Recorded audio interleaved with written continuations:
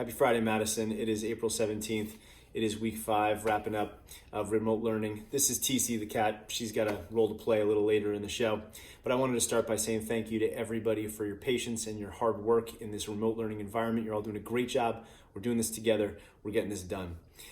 You probably heard that the governor has said that we will be closed until at least May 15th. So we're in this for another month. It's going to be fine. We're going to make it work together. We're going to support each other. And in the spirit of supporting each other, I'm really pleased to share some great news.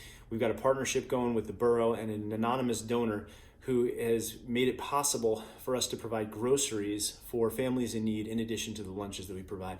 So we're going to be sending out some information to make sure that any families in need can have access to those groceries. So please keep your eyes on your email for information regarding that.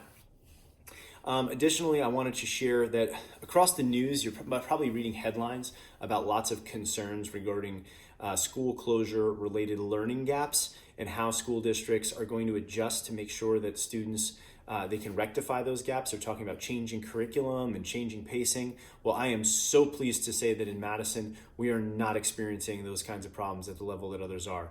I just met with all of our faculty at different faculty meetings, and we are doing exceptionally well compared to other school districts. So while that's not to say that there doesn't need to be some adjustment, and we certainly are monitoring progress and keeping track of the adjustments that will need to be made, but I just want you to feel not alarmed when you hear those alarming headlines that we are not in the same position that other districts are in.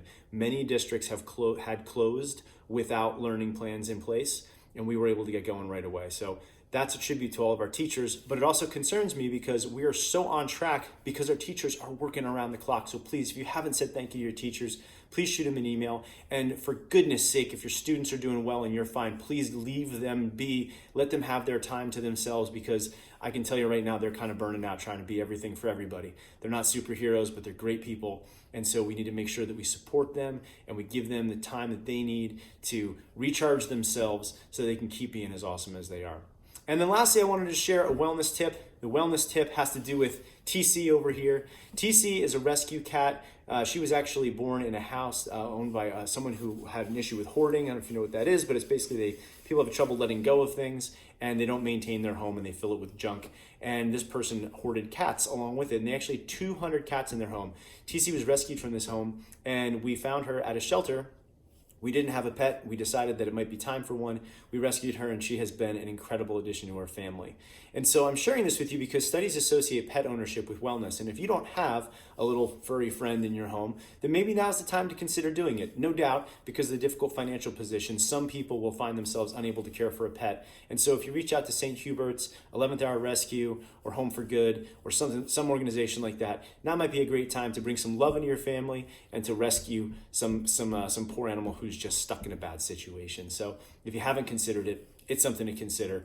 I was never a cat person, and I'm a total convert with TC over here. So from TC and I, we hope that you have a fantastic weekend. The rest of the family's out for a walk right now, so they can't be here. But TC and I certainly wish you a great week and a great weekend. Best to you and yours, and we look forward to talking to you again sometime soon.